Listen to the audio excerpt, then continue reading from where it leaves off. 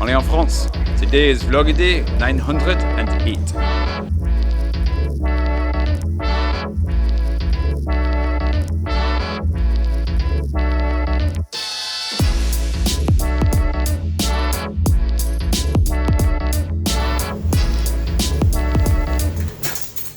Doing a monster load today, like every piece of cloth in my house, it feels like.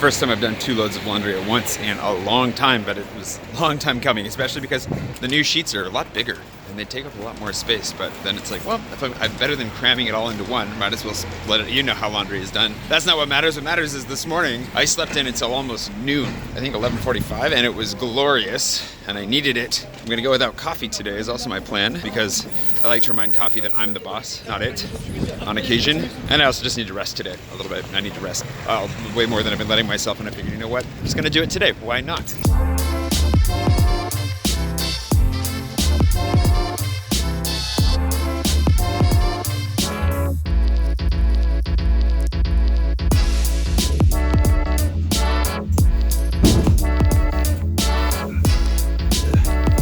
I always feel like the world's worst Santa Claus when I'm walking around with this thing on my back. Although a better Santa Claus when it's clean laundry than when it's dirty, because that's definitely one step worse if you're gonna get dirty clothes as a present. I don't know why I'm sticking with this analogy. We can just move on.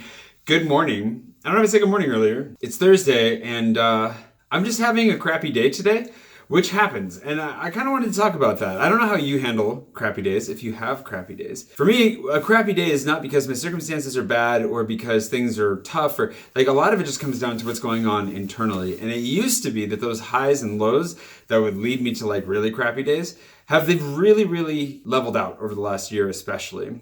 But it used to be when I was under that much more stress, that much more uncertainty about life, what I was doing, where I was going, how I was gonna make ends meet, that my lows were a lot lower and fairly frequent, actually, fairly consistent. Back when I was living on the road as a consultant, traveling around the country, doing, electronic medical record stuff, which is not exciting to talk about, I would actually have a fairly consistent, like, real down period where, like, around my travel times, kind of like the first day back, I just had, like, a cycle that I knew pretty accurately when I was gonna be in a bad mood, which is actually fairly handy to know. And the reason that it's handy to know, and the lesson that I took from that, and what makes it better for me like today, is that when I can identify I'm in a bad mood and I'm just going to be in a bad mood, or I'm just going to be having a bad day, as it were, I can identify that and then apply that knowledge to everything else that happens over the course of the day. So when I get frustrated over like the leaf blower man showing up and blowing dirt, I don't know what he was doing with the leaf blower, just use a rake. Those kinds of moments where you realize like, oh, I'm getting really frustrated with this for legitimate reasons, like I'm breathing exhaust fumes through my window and it's an annoying noise, but I'm a little bit more annoyed than I should be, and that's because I'm in a bad mood.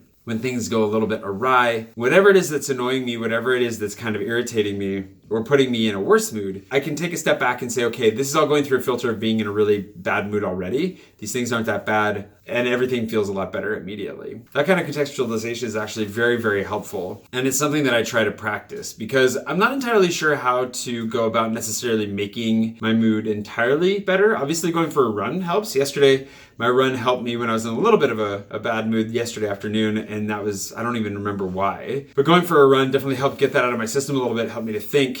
And it didn't improve it entirely, but it definitely made an improvement. Today, because I'm trying to take a break after doing the wheel and running yesterday and feeling just generally kind of out of sorts, exercise may not be the key. And there are other ways that I could probably make myself feel a little bit better, but the most valuable thing I feel like is like I said, taking that step back and being like, what is going on? Why am I feeling this way?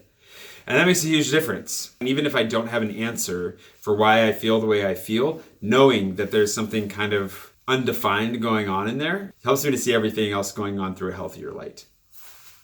So there's that. And in that spirit, I'm going to put my laundry away, and then I really don't know what I'm going to do with myself right now. I came into today, I have meetings and stuff tomorrow. I've got a lot of stuff going on coming up. I just kind of fell into today being a day off, sleeping in, which, by the way, I've never really followed up on the Simba mattress situation. I'm really loving it. I sleep very well on it. We'll have to like officially follow up on that at some point. And I do have a meeting this afternoon, so I do actually have some work to do this evening, along with meeting 2 friends for a drink, so that should be good. But for the rest of the afternoon, I kind of feel like just sitting and staring at a wall or something. I don't know. I'll figure it out. The other temptation I have is just to go back to bed. I don't know. We'll figure this out. I'm going to put my laundry away. Looks like I scheduled yesterday's video for the wrong time today too. Sorry about that. For those of you who are worried that I was dead, not yet. How about you? What do you do when you're having a bad day, when you're in a bad mood, or when you're just tired? Obviously, rest is probably the prescribed response to being tired. It's something that I've been probably a little bit too vocal about the fact that I'm working on. But the reason that I'm vocal about it is because I also feel, I expressed this before, I feel guilty for taking care of myself. And I've seen some interesting posts recently about that have been very helpful as far as trying to make sure I take care of and love myself as if I were taking care of or loving somebody else, because I'm much better about taking care of and loving other people in my life than I am myself. I'm much more understanding, patient, forgiving than I am when it comes to me. So I'm trying to do the best that I can to be patient with myself, to give myself what I need, and to take better care of myself. And I think that helps too. I mean, even just saying that out loud helps me to feel a little bit better, like giving myself the permission to be concerned with my own well-being, to take better care of myself, and to take the time to do exactly that. Yeah, I don't know. Maybe I just need to hear myself say it a few more times here and there. And unfortunately, that means you guys are probably going to have to hear me say it every once in a while as well. But making headway.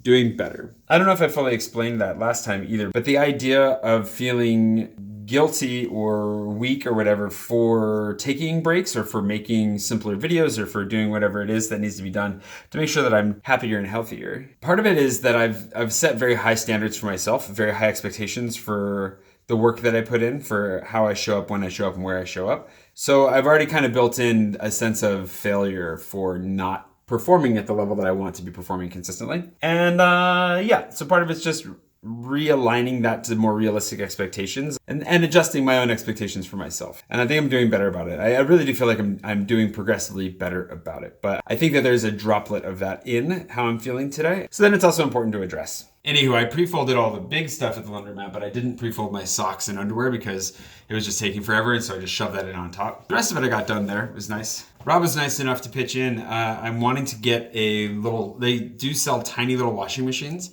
and I've been wanting to get one for my shower space over here because I did have a bidet, if you remember back in the day. It's got the water over there at least. The trick might be getting power to it, but once I get that figured out, I wonder if I could actually just run power to it when I'm using it and unplug it the rest of the time. See? Tricksy. Anyways, thank you, Rob, for pitching in for that. I'm going to look into getting one of those here soon. I also have yet to go get the other presents. Like my parents got me a museum pass to Musée d'Orsay, and then I also need to go get the earbuds my sister got me. So I've got some post-Christmas shopping to do. Did I call it a birthday present earlier? I meant Christmas. The sock drawer is getting rather full. Anywho, that's me today. That's where I'm at. My headspace a little bit. I hope you're doing well wherever it is you are. And yeah, I'm gonna go grab a drink here with my friend Caroline, who you've seen. I went to the ice skating show with her once back in the day. And Val is also going to be joining us in one of my favorite little tap houses. So I will just go ahead and jump straight to that. And otherwise, I'll see you bright and early tomorrow morning for, no more laundry. But my sock drawer is rather full. See, it's a fairly full sock drawer. Anyways, I hope you're having a great day wherever it is you are. And if you're having a crappy day like I am, I hope that you can take some time to think and reflect and maybe lift yourself out of it just a little bit. Because it stinks to be in it, I know. But tomorrow's another day, and it'll be an even better day. That's another thing that helps. Looking forward to the future and knowing that tomorrow's another day. That helps a lot. See you tomorrow.